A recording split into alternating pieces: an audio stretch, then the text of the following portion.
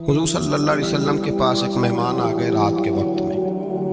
جب وہ آئے تو حضور نے پوچھا کھانا کھانا ہے؟ تم نے کہا کھانا ہے۔ جھوٹ اور بھوک کو جمع کرنا منع ہے؟ کہا جی کھانا ہے۔ تو حضور صلی اللہ علیہ وسلم نے فرمایا ازواج مطہرات کے گھروں میں پتہ کرو کچھ ہے۔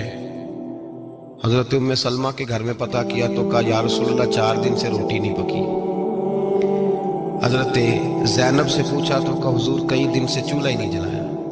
حضرت عائشہ صدیقہ، حضرت میمونہ، حضرت سودا، تمام گھروں سے بظاہر یہ دو جہاں کے شاہ ہیں، پر باز کچھ رکھتے نہیں۔ دو جہاں کی نعمتیں ہیں ان کے خالی ہاتھ میں، ہر چیز ہے پر فقر اختیاری ہے، کوئی شے نہ ملی۔ نبی پاک صلی اللہ علیہ وسلم نے مسجد میں اعلان کیا، فرمایا کون ہے جو میرے مہمان کو روٹی کھلائے؟ ان لفظوں کا حسن کوئی حسن والا ہی سمجھ سکتا ہے۔ فرمایا کون ہے جو میرے مہمان کو کھانا کھلائے؟ تو ایک صحابی لے گئے اور اٹھے، وہ صحابی جو صحابہ میں غریب تھے، ایک انصاری جو غریب آدمی تھے۔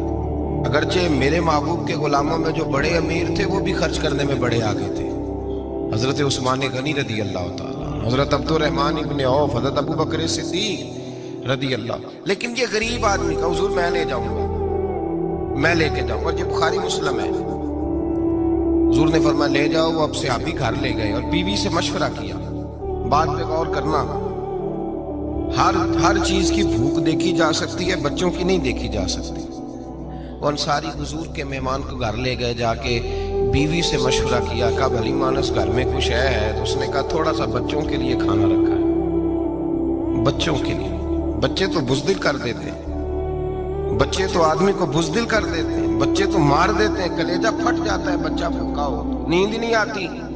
اب صحابی اپنی بیوی سے کیا کہتے ہیں؟ کہتے ہیں بچوں کو بہلا کے سلا دے، اور رسول اللہ کے لیے نہیں، رسول اللہ کے مہمان کے لیے، بھائی نبی پاک کے لیے نہیں، حضور کے تجھ سے در در سے سگ اور سگ سے ہے مجھ کو نسبت، میری گردن میں بھی ہے دور کا پٹکا تیرا، تجھ سے در در سے سگ سگ سے ہے مجھ کو نسبت۔ لمبی بات ہے، بچوں کو سلا دو۔ بی بی نے بچوں کو سلا دیا تو میاں بیوی کا مشورہ ہوا کہ مہمان کے ساتھ بیٹھ کے روٹی کھانا بھی سنت ہے۔ تو اب مہمان کے ساتھ بیٹھ کے کھانا بھی ہے تو کھانا ہے 1-2 آدمی کا۔ اب خاوند اپنی بیوی کو تیار کرتا ہے کہ میں بھی کھانے میں بیٹھ جاؤں گا، تو بھی بیٹھ جانا، اور جب مہمان کھانے میں ہاتھ ڈال لے تو اٹھنا، کہنا وہ ہو دیا تو صحیح کیا ہی نہیں، ابھی بجھ جائے گا، اور جا کے دیا بجھا دینا۔ ہم ہاتھ ہلاتے رہیں گے، مہمان روٹی کھاتا رہے گا۔ اور یار اس درد کو، اس کیف کو سمجھو، گھر میں بچے بھی بھوکے، بچوں کی ماں بھی بھوکی، بچوں کا باپ بھی بھوکا، دسترخوان پہ روٹی لگ گئی، روٹیاں چون ڈالی، بی بی اٹھی کہنے لگی او ہو چراغ تو صحیح کیا ہی نہیں، یہ تو بجھ جائے گا۔ حوصلے مند بی بی جس نے بچے بھوکے سلا دیے، وہ بھوکے سوئے ہوئے بچوں کی بھوکی اماں اٹھی اور اپنے خامند کی تابع داری میں اٹھی، میں گڈی تے ہتھ ڈور سجن دے، وہ جنج رکھے کونج رہنا ہے، اٹھی اور اس نے نہ دیا ٹھیک کرنے کے بہانے بجھا دیا۔ مہمان روٹی کھاتا رہا اور رسول اللہ کے نوکر قربانی دیتے رہے۔ وہ روٹی کھا کے سیر ہو کے بستر بچھایا تو سو گیا۔ یہ میاں بیوی ساری رات بچوں کی طرف دیکھتے رہے اور غور کرتے رہے اور راضی رہے کہ ہم نے حضور کا فریضہ نبھایا ہے۔ قربان جاؤں محبوب پہ، بے خبر ہو جو غلاموں سے، وہ آقا کیا ہے۔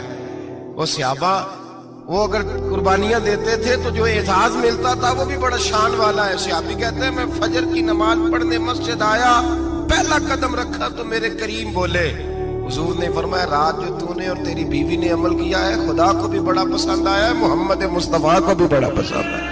اور پھر ایک لفظ اور ہے حدیث میں، ایک روایت میں کچھ جملے اور بھی ہیں۔ حضور نے فرمایا جب تو اور تیری بیوی رات مہمان کے ساتھ ایثار کر رہے تھے نا، تو عرش کا مالک تمہیں مسکرا کے دیکھ رہا تھا، رب تمہیں دیکھ کے مسکرا رہا تھا، رب تمہیں دیکھ کے مسکرا۔ در دامنی پہ شیخ ہماری نہ جائیے، ہم دامن نہ چھوڑ دیں تو فرشتے وضو کریں، پر میں وہ مسکرا رہا تھا کہ میرے بندے میرے رسول کی رضا کے لیے کیا کر رہے ہیں۔